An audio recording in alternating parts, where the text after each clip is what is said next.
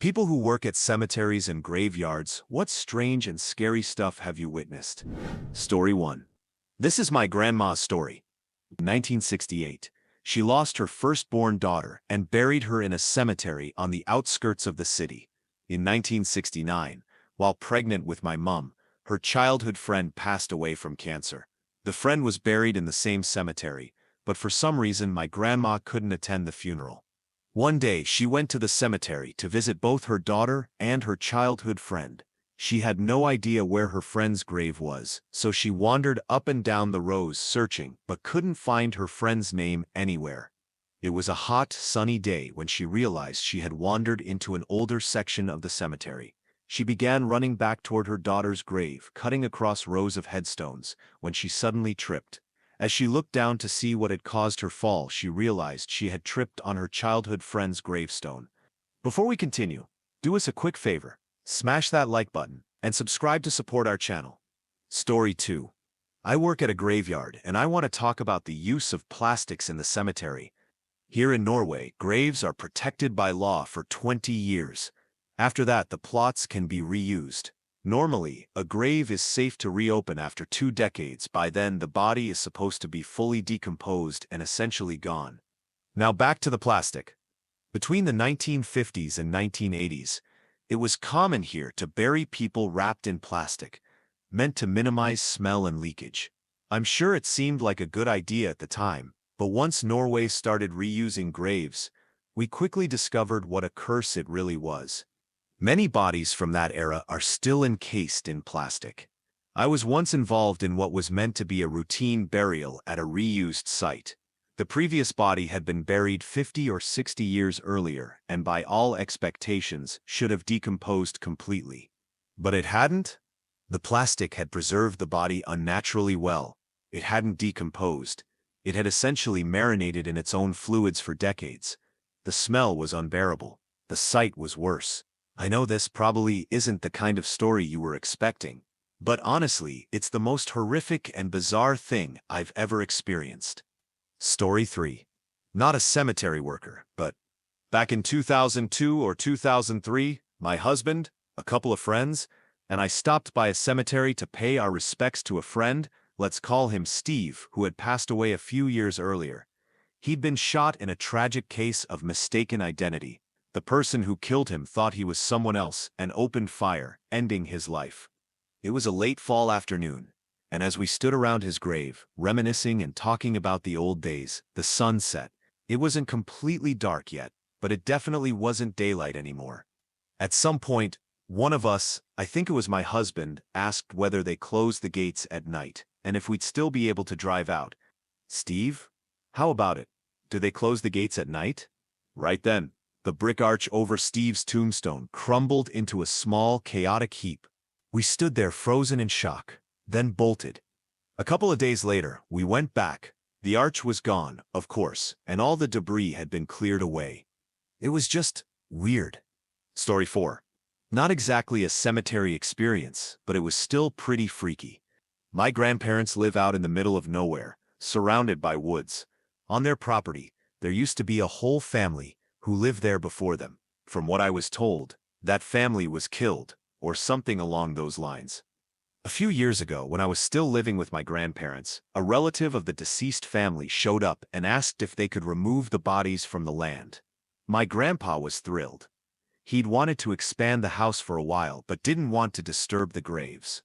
So they made arrangements, and I stood nearby, watching as they dug up 4 caskets. There were 3 adult-sized caskets, and 1 small child-sized one. They all looked really old. One of the larger caskets had holes and cracks all over it. That was the one my grandpa and the other relative were carrying when the body suddenly fell out through the bottom. It was mostly bones, but there were still bits of dried tissue and muscle clinging to it. I remember feeling sick to my stomach as I watched them awkwardly put the body back into the casket upside down. Story 5. Former funeral director here. My partner and I had just returned to the funeral home from a house call for a 31-year-old woman who had died of cancer. As we were moving her body from the cot to the embalming table, we suddenly heard an audible click, and the old radio across the room turned on at full volume, blaring static. It was one of those vintage radios where you have to turn the volume dial until it clicks to power it on. We both froze and looked at each other. My partner, a deeply religious man, was visibly shaken. He left shortly after the incident and never returned to work. I shut off the radio since I typically use my phone to listen to music while embalming. Once I finished the procedure and began moving her from the embalming table to the dressing table, I heard the click again and the radio turned on, full blast, just like before. By that point, I was thoroughly freaked out and made my exit not long after. My partner and I never spoke of the incident again, and to my knowledge, nothing like it ever happened before or since. Story 6. I used to do some odd jobs at the 12th century graveyard in my hometown. And yes, I mean 12th century. The church and its surrounding graveyard had been in continuous use for at least that long. When you've been burying people in the same small patch of ground for hundreds of years, the soil eventually gets turned over dozens of times and becomes mostly bone fragments. You can even plant flowers there without accidentally uncovering a tooth, a finger bone, or some other small piece of a skeleton. It's fragmented human remains all the way down, just beneath the thin layer of turf. The soil looks a bit like seaside shell sand at first glance, but on closer inspection, all those pale bits are actually tiny pieces of bone, not crushed seashells. It's not really scary or unexpected, just a little eerie until you get used to it. You learn to treat anything recognizably human with respect, then quietly tuck it back out of sight beneath the plant or whatever else you were placing there. Story 7. My dad bought a cemetery when I was in middle school, and I worked for him all the way through high school graduation. I mostly did yard work, mowing, weed eating, maintaining flower beds, that kind of thing. Aside from the occasional shadow seen out of the corner of my eye, glimpses of people who weren't actually there, and some strange sounds, the cemetery was actually a pretty peaceful place. But the strangest experiences always came during burials in the crypts. Basically, you dig down about 4 or 5 feet to expose these huge concrete doors. Once you remove them, you drop down into a small room, just big enough to fit 2 coffins or years and years worth of cremated remains. Back in the 1950s and 60s, families would buy a single crypt and have everyone cremated to be placed inside it. Some families would simply place the urns and seal it up. Others would go all out, lighting candles, leaving flowers, souvenirs, photos, even personal items. Opening one of those crypts after 50 years and finding melted candles, faded photographs, and offerings left to long-dead relatives. Yeah, it's incredibly creepy. And when you hop down inside, there's this moment where you realize you're standing at the same level as and completely surrounded by human remains. Edit RIP my inbox. Thanks for the silver, kind stranger. And just to clarify, I'm originally from the Midwest, so yes, weed eating is a totally normal way to say you're going out to whack some weeds. Story 8. I worked at the cemetery where Jimi Hendrix is buried, so there was always a lot of weed, strange visitors, and people just hanging around. Once, we found a dead homeless man behind a mausoleum. We smelled him before we saw him. Another time, while preparing a burial, we were digging a grave in a section of the cemetery with very old burials over 100 years old, so the caskets were wooden and long since decayed. My foreman was squaring off the edges of the grave with a shovel when he suddenly froze. He'd uncovered a skull, staring right up at him. Without saying a word, he quietly pushed it deeper into the dirt and told the rest of us to keep quiet. If the office staff had found out, it would have turned into a whole ordeal, digging it up, trying to ID it, dealing with paperwork, and possibly delaying the burial. I never saw a ghost myself, but some of the old-timers swore they had. Not sure if I believe them, but they had plenty of stories. There were a lot of strange moments working there, but that one definitely stands out. Story 9. Not a cemetery worker, but I do have a story I want to share. It might not be what you're expecting, but here it goes. My sister-in-law passed away last month. She had a beautiful antique diamond cluster ring that her grandmother had left to her. My mother placed it on her finger in the casket, as a final gesture of love and respect. Later, we got a call from the funeral home, letting us know the ring was missing. Turns out, my sister-in-law's mother and sister had stolen it off her body, right there in the funeral parlor. We only found out after the fact. Shameful, ugly behavior. And it didn't stop there.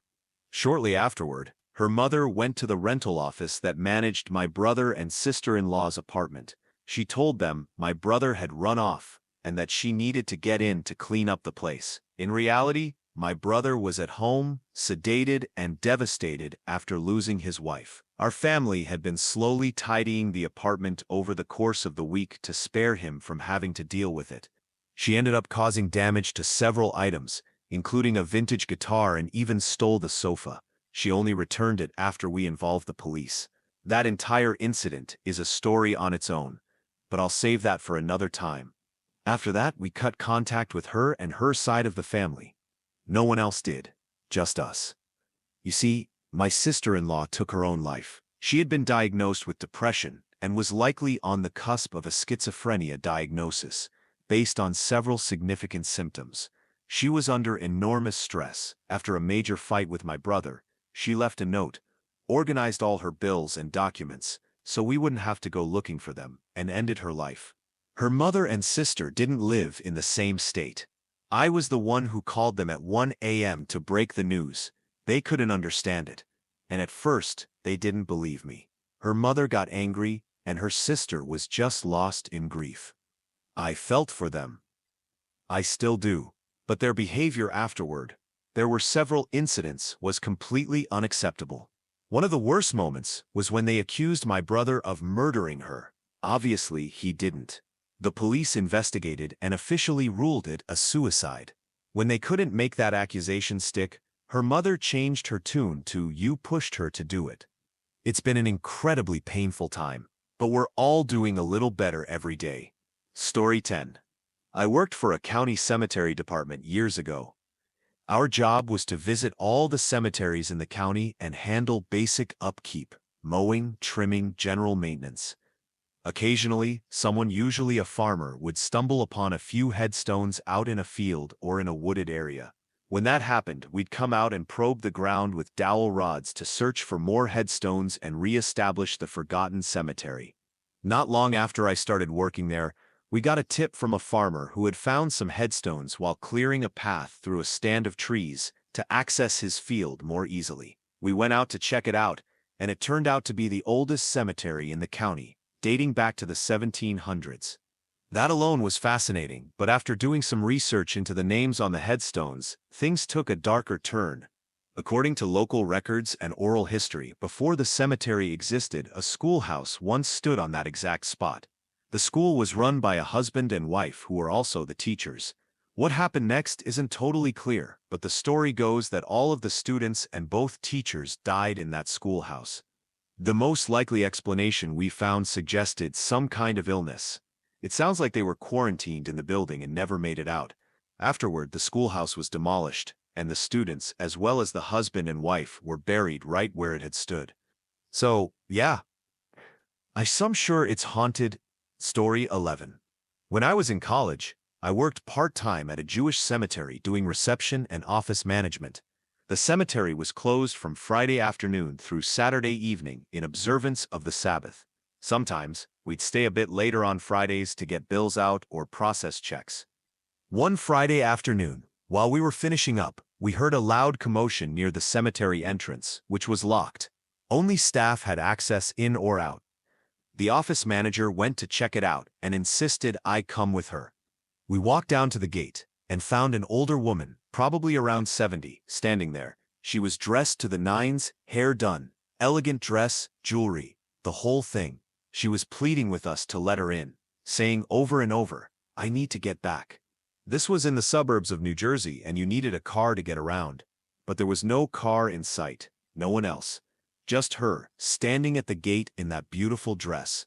We told her we couldn't open the gate without the cemetery manager and went to get him. When we brought him back, just a few minutes later, she was gone. Completely gone.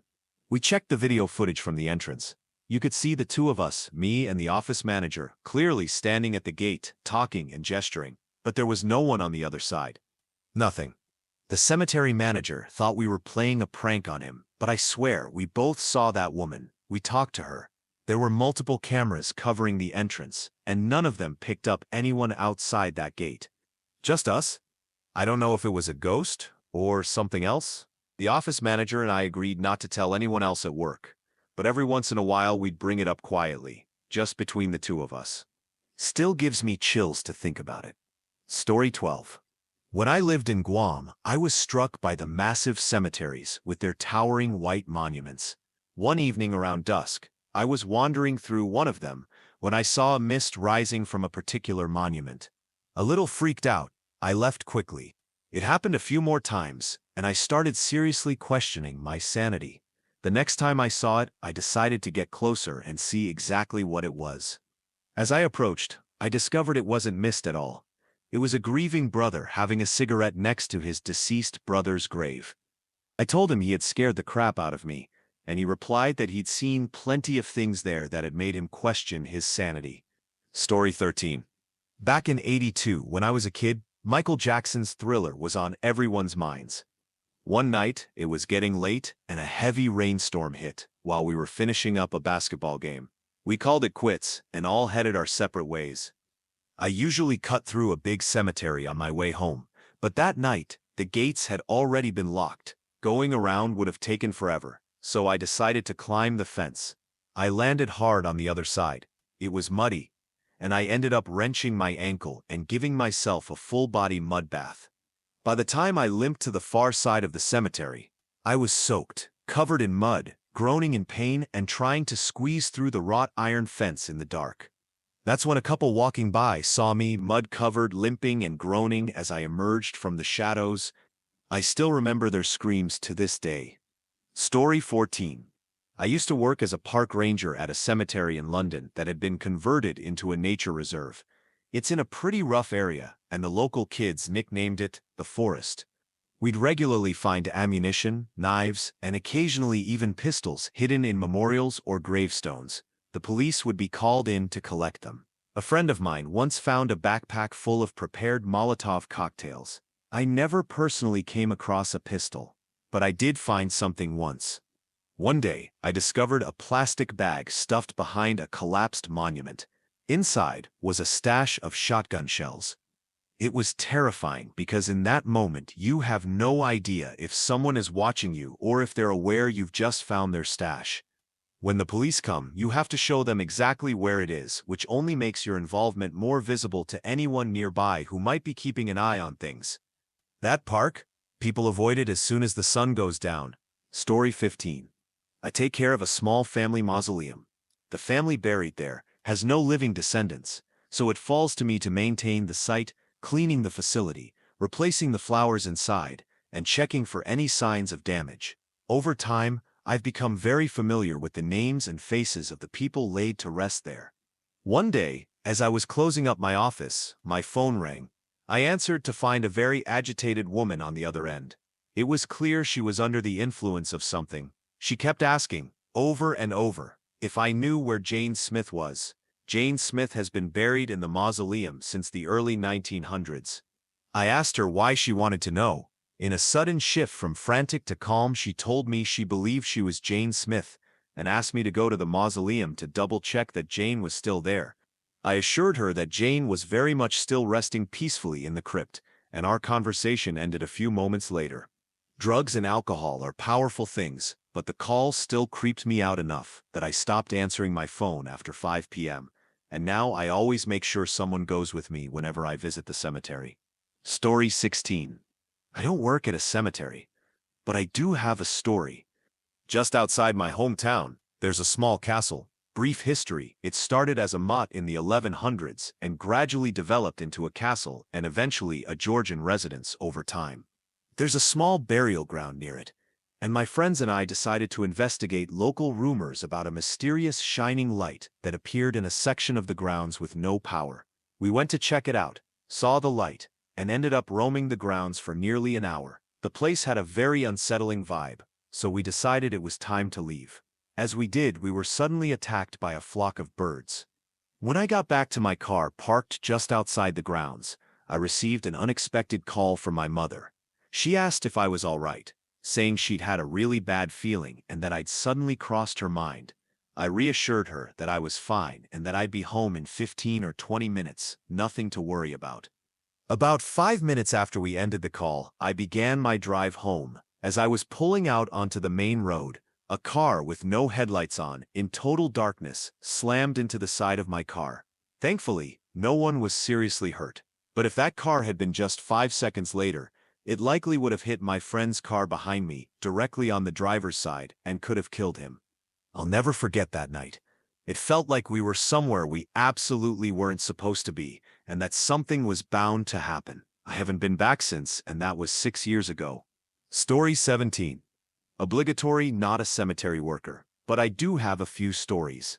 When I was young, my family and I used to visit the cemetery where my great-grandparents, my dad's grandparents, are buried. My mom often recalls the time I fell into their grave on the day of my great-grandmother's burial. She passed away in 1993, and her husband had died in 1952, so I would have landed right on top of my great-grandfather, who had been buried there for over 40 years. I was only 3.5 at the time, but I still remember falling in and screaming to be rescued. A separate incident in the same cemetery. One time, my dad accidentally stepped on a grave. My mum said it was bad luck to step on the dead, but my dad just laughed it off. Not long after, he called it a day on visiting the graves, and we headed back to the car park. That's when he discovered his car keys and wallet were missing, both of which had been deep in his jeans pocket. He's always extremely careful with them, so he couldn't figure out how they vanished, especially since he had them when we arrived at the cemetery. We retraced our steps around the family graves, and checked everywhere. Nothing. Then Mum joked, "Maybe they're on the grave you stepped on." My dad, by then completely panicked and exasperated, ran back to that exact grave, and sure enough, there they were. His wallet and keys were sitting right next to each other, on top of the grave. Dad thought we'd played a prank on him, but we were adamant we had nothing to do with it. We argued how could we possibly pull something out of the depths of his jeans pocket without him noticing. My sister and I were genuinely freaked out, probably just a creepy coincidence, but still really odd. Another story, this one not cemetery related. The great-grandmother I mentioned earlier was apparently seen as a ghost at her daughter's old house, my great-aunt's. My dad's cousin's wife claimed she saw my great-grandmother looking in through the window, clear as day. It was even more unsettling because my great-aunt had died in 1997, just 4 years after her mother. Even her husband, my great-uncle, said he had seen her spirit in the house too. I'm not sure if he ever saw his wife's ghost there, though. One last story.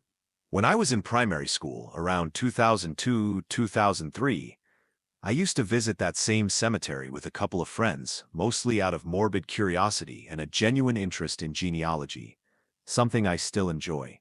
I've found a lot of family history and graves through research. The cemetery dates back to the 19th century and spans about 10 hectares, with everything from war graves to flu pandemic victims, military burials, and family mausoleums. As of today, it's reached capacity, 27,867 interments, and the city council only allows ash burials or burials in pre-existing plots. Unfortunately, the earthquakes we had in 2011 and 2013 severely damaged many graves, though our family plots fared okay. Anyway, one day my friends and I wandered into the oldest section of the cemetery, with graves going back to 1918. Many of the headstones had collapsed or were badly cracked. Some inscriptions had completely worn away, though granite ones were still legible. Then, as we passed a row of graves, something changed. The atmosphere and temperature seemed to shift suddenly and noticeably. It's hard to explain, but the feeling was so intense I still remember it vividly. One of my friends started crying, which she sometimes did randomly, but in this case it felt fitting, and another said, "Let's go," visibly freaked out. I didn't need telling twice. We all bolted through one of the side entrances and out onto a residential street, breathing heavily, hearts pounding. Can't remember our exact conversation afterward, but I'm sure it was something along the lines of, "What the hell just happened?" As 11 modest to 12-year-olds, it was terrifying. We never went back. Even now, as an adult, just being in that cemetery brings back that uneasy memory. Years later, I'm still in contact with those same friends. We happened to talk about that day again, and one of them said something that chilled me to the bone, something I never knew at the time, and if I had, I probably would have had nightmares for months. She told me she didn't just get a bad feeling, she actually saw something glide past the row of graves. It was completely black, like a figure wearing a cape, and it turned to look at her with a wide, awful grin. She said whatever it wasn't human, and it was evil. Story 18. I'm a recreational genealogist. I spend much of my free time in cemeteries, documenting headstones, and mapping the grounds for records. One evening, I was working later than usual and didn't realize how quickly the sun had gone down. As darkness settled in, I began noticing lights scattered across the cemetery. This place was in the middle of nowhere, literally surrounded by miles of cornfields. At first, I dismissed the lights as fireflies, but quickly realized they were too large and steady to be insects. Then the panic set in. I started to worry that I wasn't alone, that maybe someone was out there with a flashlight. The thought of being alone in a remote cemetery at night, possibly with a stranger nearby, was terrifying. My anxiety spiked. I became convinced something dangerous was going on. I grabbed all my equipment and bolted toward my car. No easy task with all the gear I was carrying. I kept my focus locked on escaping, and didn't dare look around, afraid I might see something even more disturbing. At that point, my imagination ran wild. Demons, grave robbers, criminals, you name it, my brain supplied it. This happened about a decade ago, back when solar light bulbs were just starting to become a popular cemetery decoration. I wasn't familiar with them at the time. Turns out what I saw were just a few solar lights glowing near graves. I felt like the biggest idiot, but in the moment, it was seriously spooky. Story 19. I don't work in the funeral or legal industry, but this story comes from a small claims court show I saw a while back. I don't remember all the specific details, but it stuck with me. Basically, a woman had just buried her mother and was deep in grief. Then the area where her mother was buried flooded, and the casket actually came up out of the ground. If I remember correctly, the funeral home tried to claim it was an act of God, but don't quote me on that. The daughter was understandably horrified, not just because of the situation, but because her mother had a deep fear of drowning. To make it worse, the cause of death had been water in the lungs, so the entire situation felt almost cruelly symbolic. Another story I read in the news involved a family who discovered that the ashes they were given after a cremation were actually just cement. It sparked a major investigation, but it was difficult to sort out because there was no way to identify what ashes belonged to which individual. As the investigation continued, they found multiple complaints, including one from a family who received ashes that contained fragments of a watch and jewelry, even though their deceased loved one hadn't been wearing any. The most disturbing part: the funeral director involved also ran a side business connected to body part donations. It happened in Colorado. If you want to look it up, the whole situation was unbelievably disturbing. Story 20.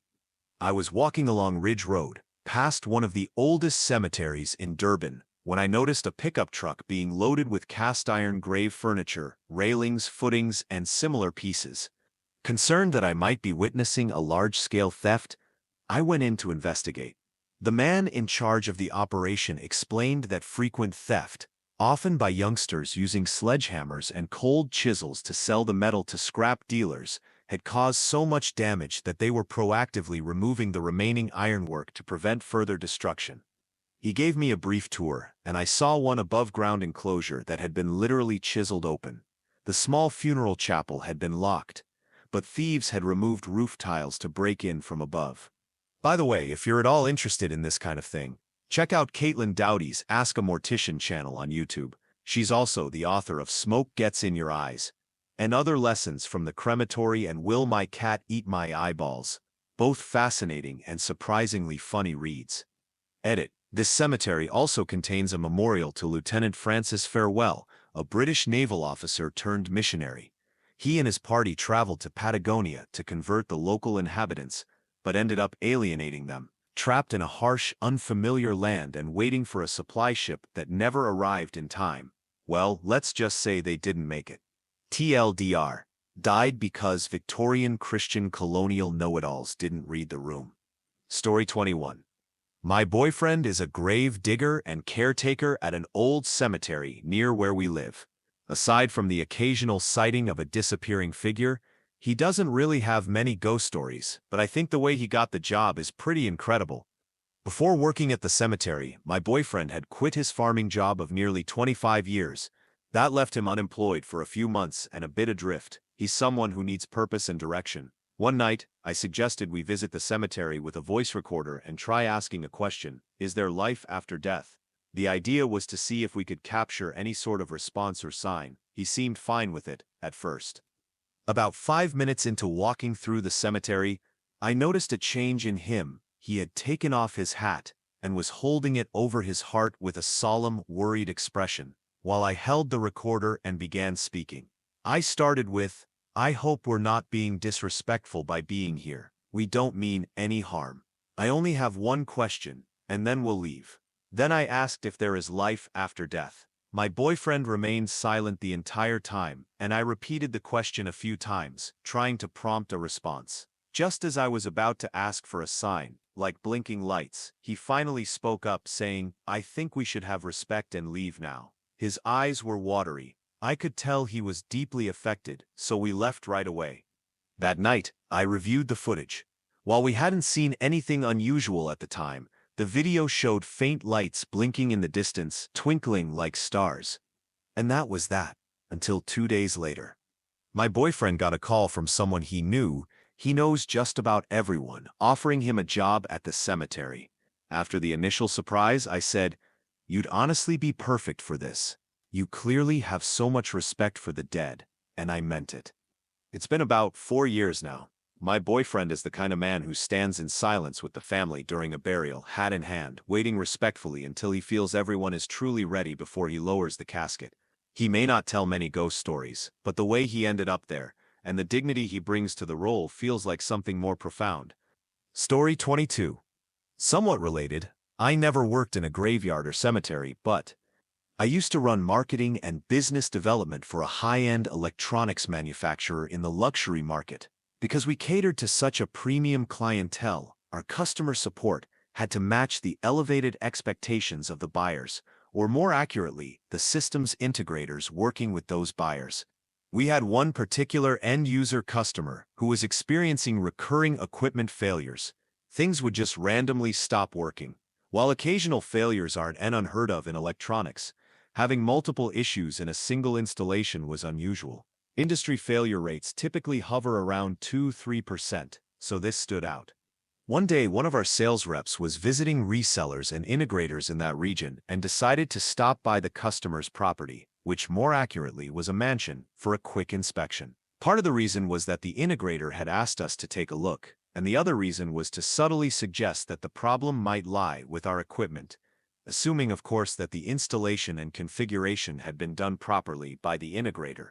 During the visit, our rep discovered that the issue wasn't limited to our gear. Other electronics in the house were also acting up. She eventually found out that the home had frequent electrical surges, and perhaps most unsettling, she learned that the mansion had been built on top of an old Native American burial ground. After that, we stopped being quite so generous with warranty claims for that customer. Story 23. My mom and stepdad were caretakers of a small cemetery for about 10 years. Between the two of them, they had 6 kids, and all of us helped out at one point or another. One summer, I was helping my mom with mowing and general upkeep. It was a brutally hot summer, so we tried to get the mowing done early in the day before the heat became unbearable. One morning, we had trouble getting the truck started, so we ended up beginning later than usual and couldn't finish everything that day. My mom had an appointment the next morning, and the forecast showed rain the day after that. So, I told her I'd go up early the next day to finish the trimming with the weed eater. Around 7 a.m., I was there with my headphones on, listening to music and trimming around the headstones. Everything was going smoothly until I reached the oldest section of the cemetery, which sat on a small slope. From the bottom of the hill, you couldn't see the road, but once you got about halfway up, it became visible again.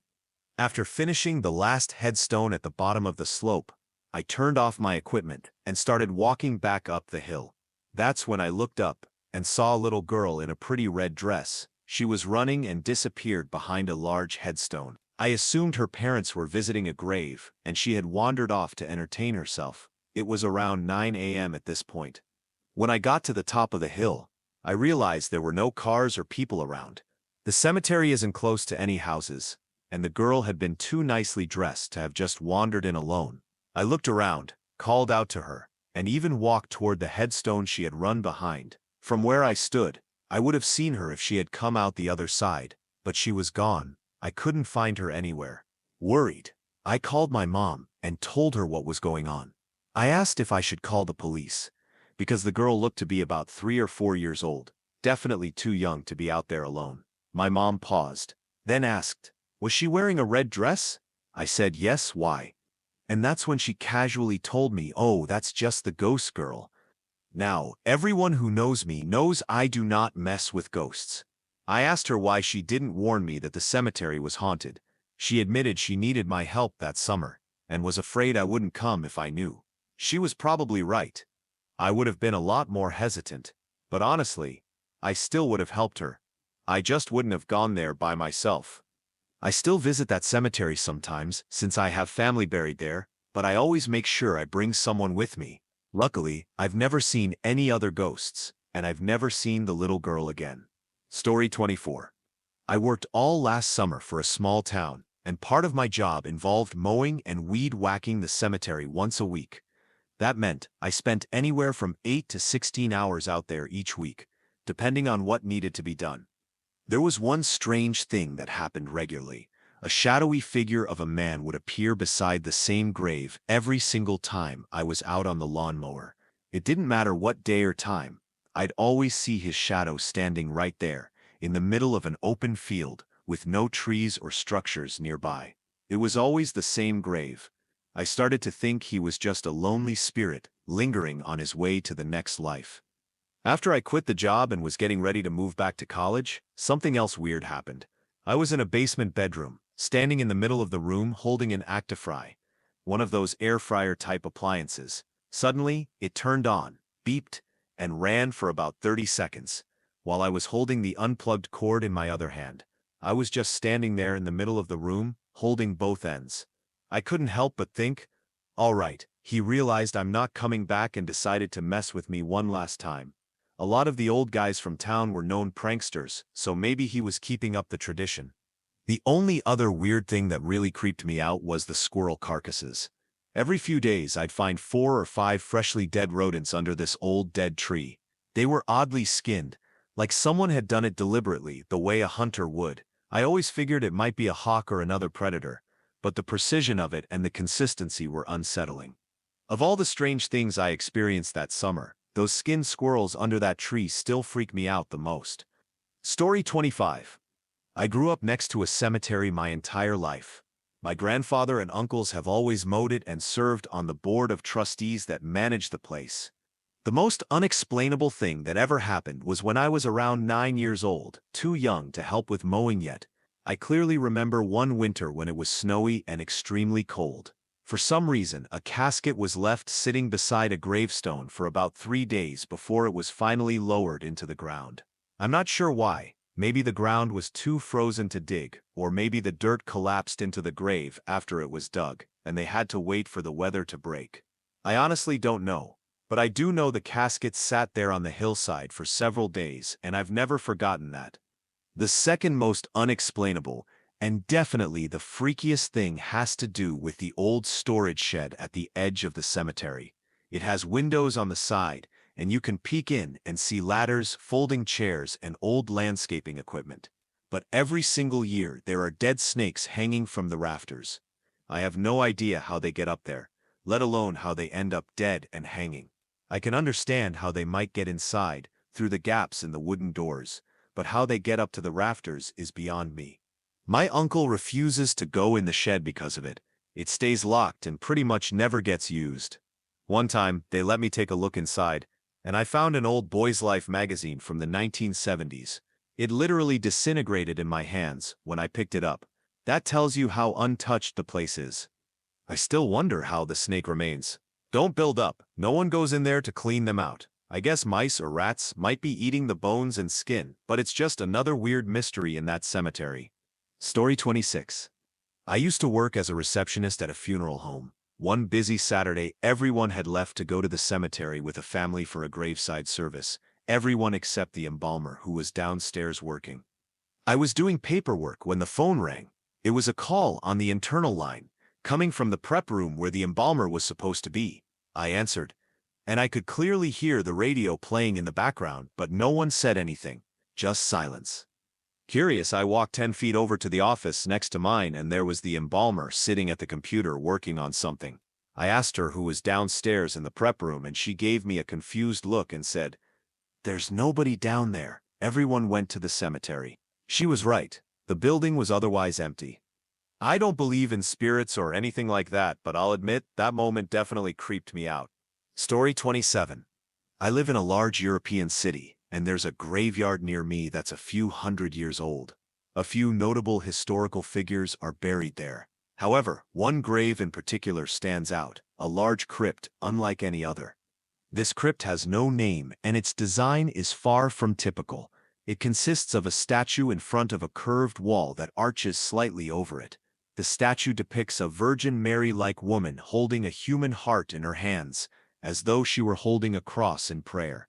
The entire structure is made of beautiful white marble streaked with chaotic pitch-black veins.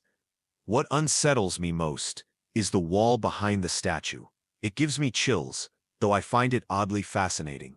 It's covered in fine gold inlays that depict an all-seeing eye within a pyramid, held aloft by a hand reaching from a golden cloud above. The eye emits golden rays that fall upon a valley, where a miniature version of our planet floats just above a river, flanked by mountains on either side. Looking back at the statue, you'll notice that the heart she holds has a cylindrical hole running through it. Inside that hole sits a triangle with a golden all-seeing eye engraved on each of its 3 sides. Dan Brown would have a field day trying to decipher this one. Story 28. This is finally my time to shine. I used to make headstones, so I only barely qualify to answer this question, but here goes. All those dips you see by graves? That usually means the casket has caved in, those old bones? They're gone now. I've even had my foot fall into a hole while installing small cremation plaques in older plots for younger family members. It's a very unsettling feeling. I've seen old men sobbing their hearts out for their deceased wives. You know that section in the cemetery with tons of smaller than average grave markers? That's all children. This is more of an observation than anything. More and more people are choosing cremation. The proof is in the pudding. By the time I left the job, we were actually getting slightly more orders for columbarium doors than for traditional grave markers. Honestly, I've never seen anything really creepy or disrespectful. I loved working in the actual graveyards. They were so peaceful. Story 29. I don't work in the industry, but I was visiting my late sister-in-law's grave with my mum when we came across a gravestone for a well-known local citizen. It had a beautifully carved inscription for both her and her husband, complete with one of their wedding photos. We started chatting about how we hadn't heard that either of them had passed, and how sad it was that we hadn't had the chance to pay our respects to the family. On our way out, we literally bumped into the husband, on his way in to tidy up the grave.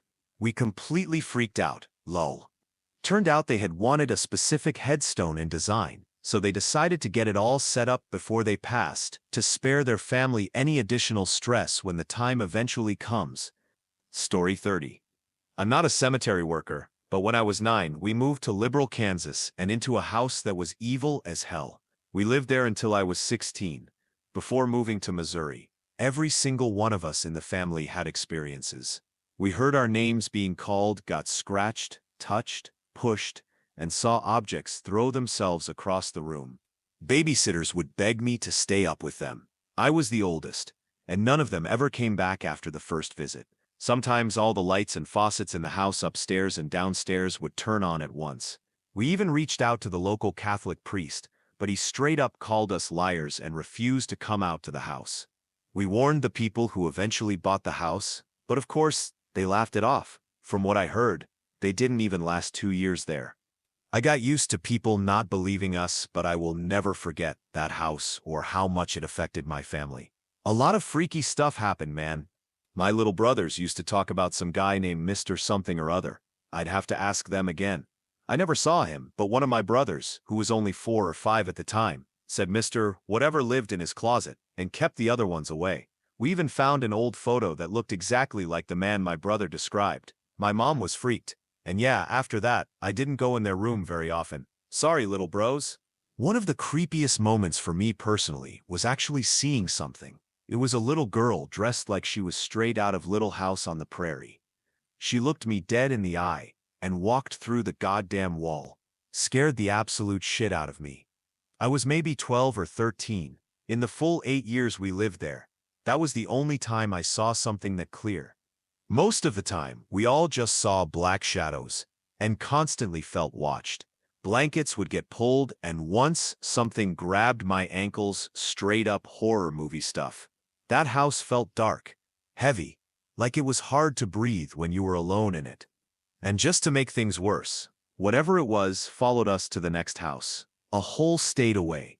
Because seriously, what are the chances of 2 different hauntings? Slim, man. Slim. But it finally stopped around the time I was 18 or 19. I haven't had too many experiences like that since. I get that this probably sounds insane to a lot of people, but heck man, it was real for us. My mom did some research but didn't find much. Other than that old-ass photo of the closet man. That was enough. Story 31. Wow, finally a topic I have first-hand experience with. Not too much scary stuff happened while I worked there, except for the time we found a decapitated rabbit head on one of the graves. Now, more than likely it was just a hawk that dropped it, but seeing a clean, untouched rabbit head with no body or entrails in sight was something else. It was so clean and perfect, you'd swear it had been cut with a knife and placed there intentionally. It was fun to speculate on, but who knows? The only other thing worth mentioning happened before my time there, but some of the guys told me about a voodoo-looking setup they once found on a grave. Apparently there was a bag, or maybe a jar with a bunch of strange stuff inside. A dollar bill, a doll with needles stuck through it, and everything was soaked. Could have been from the environment, or maybe it was just supposed to be that way. Either way, they said it gave them serious heebie-jeebies when they had to throw it out. Story 32. My dad was a cemetery superintendent, so we lived on site from the time I started high school. I stayed there with my parents for about 5 years, and my dad worked and lived in that cemetery for 35 years. There's nothing strange or scary about cemeteries themselves. In fact, they can be very peaceful, even idyllic. Anything unsettling you might feel is usually brought in by your own preconceptions. You can let your imagination run wild, stretching the symbolism of old worn tombstones, the shapes of trees in different seasons, or the mists and fogs that roll in to scare yourself.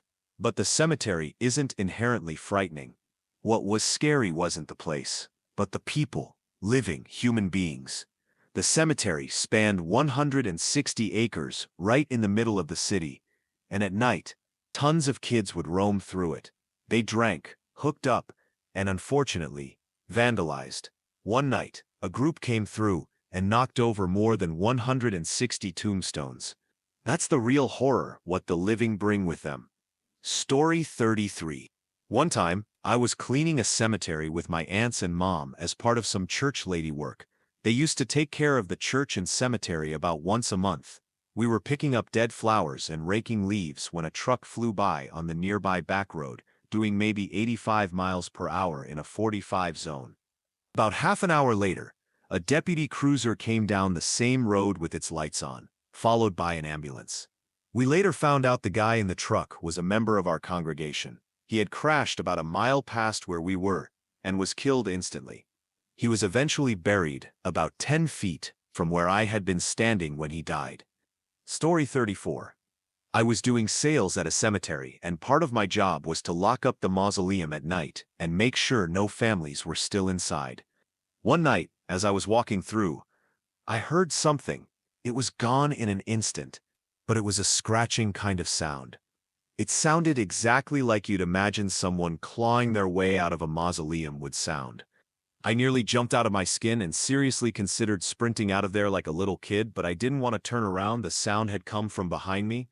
After about 3 days of locking up and hearing nothing else, I finally turned around and figured it out. It was the automatic air freshener spritzing the place so it wouldn't smell like death. Story 35. I don't work in a graveyard, but I was staying with some friends who live at the top of a hill, and the main route down, at least for pedestrians and cyclists, not cars, goes through a graveyard. I ride a bike, and one night as I was heading down the hill through the cemetery, I realized it was actually easier to ride with my lights off. The contrast between the light and the surrounding pitch black was so extreme that I couldn't see anything outside of the beam. My lights aren't that great. So there I was, cycling through a graveyard, in the pitch dark, on a fairly steep hill. Every so often, I'd get a bit spooked. I'd stop, turn on the light, look around to check I was still on the path, then carry on. At one point, I stopped and turned on the light, only to discover I was less than a foot away from falling into an open grave. Story 36. I once worked at a graveyard in Florida for a couple of months. One day, they were digging a grave but went home early and left the excavator on site. During my lunch break, I was sitting nearby when I suddenly heard someone banging on the machine. Now this wasn't the usual "it's just settling" kind of noise. This was loud, like someone was taking a hammer and smacking the metal. I figured maybe someone was working on it, but the banging just kept going. After about 7 minutes of this, I finally walked over to see what was going on, and nothing. No one was there. The moment I approached the machine, the banging stopped. I also live just down the street from that graveyard, so I pass by it all the time. One night, I saw a woman wandering through the cemetery. I don't know if it was an actual person or not, but either way, it seriously creeped me out. Story 37. I used to work for a small company that set up monuments in cemeteries across Virginia and West Virginia. The only truly strange thing I can remember happened in this one small, unsettling town. It had a real Twilight Zone vibe. We had just finished installing a footstone for a man's brother when he handed me a little brown cross on a string necklace. That night, the cross turned blood red. I swear it did. I think I still have that cursed thing somewhere. As for scary moments, the worst was when I got lost in West Virginia and ran into a group of skinheads. As a brown dude, that was absolutely terrifying. They didn't do anything except size me up, but I didn't wait around. I just noped out of there fast. Story 38. I used to live next to a cemetery. Like, my backyard and the cemetery were only separated by half a fence. When I couldn't sleep, I'd walk out there at night and get stoned. I was in a really dark place in my life, deeply depressed. It was one of the oldest graveyards in town, full of graves from the early 1800s. A lot of newborn graves. There was one grave I liked, mostly because it had a stone bench kind of connecting the two headstones. It was one of the older ones, kind of tucked away, not really the best place to sit. It was run down, but for some reason, it called to me. I always felt like it was a good place to sit and smoke. When I sat there, the wind didn't make me cold. My feet would stay warm, and critters would start to stir. Raccoons would come check me out. Crows would wake up and start cawing. Coyotes would cross the creek and wander by. It was just a strange little spot. One night, I finally read the headstones. It had belonged to a young husband and wife in their 20s, about my age at the time. They died less than a week apart. Turns out he had been murdered, and she had killed herself out of grief. That hit me hard. It was weird, out of all the graves, that one had felt warm, almost protective, and it turned out to be the saddest, most brutal one in the whole place. After that, I started bringing little offerings for them during my midnight walks. I even said goodbye when I moved out of that house. Story 39. I work construction in a cemetery now and have been for the past 6 months. I haven't experienced anything strange, at least not recently, but I did about 10 years ago. My ex and I went to visit Wyatt Earp's grave because I'm a huge fan of the Old West. She used to work on one of those paranormal TV shows and was really into that field, so she brought her voice recorder with her. We arrived in the late afternoon on a Saturday. The place was empty, except for a couple of guys doing landscaping off in the distance. After we visited Wyatt Earp's grave, we noticed another elaborate one nearby. It had those laugh now, cry later clown mask designs on it. We Googled the name and found out the person buried. There was an old Russian actor. She pulled out her recorder and started asking questions. It started getting dark, and the cemetery was about to close, so we headed back for the hour-long drive home. On the way, she played the voice recorder. There was nothing from the Wyatt Earp grave, but when we got to the actor's grave and she asked, "Is there anyone here with us that would like to communicate?" we heard it. Clear as day, a woman's voice said, "Yeses." It wasn't my ex. I was standing right next to her when she asked the question, and there were no other women in the cemetery at the time. None. We never figured out who or what said yes. Story 40. I'm not a cemetery worker, but one time at dusk, while visiting my grandparents' grave with my mom, I saw something strange light up inside a nearby mausoleum. We were the only ones in the cemetery, and I hadn't seen anyone walk by that mausoleum at all. Curious, I went to check it out. Inside, well out of reach and behind a locked gate where you can only look in, I saw a candle lit and burning, sitting on top of a grave. Nothing had been lit when we passed by earlier. I told my mom what I saw, and as I described it, the candle was still blazing. She very calmly told me it was getting dark and that it was time to go, but I noticed she was walking really fast, and I had to hurry to keep up. Once we were back out by the roadside, I asked her again what she thought might have happened. She just said she didn't know, but it was better that we weren't there anymore. Thank you for watching. If you enjoyed this video, be sure to give it a thumbs up, subscribe, and hit the bell icon so you never miss an update.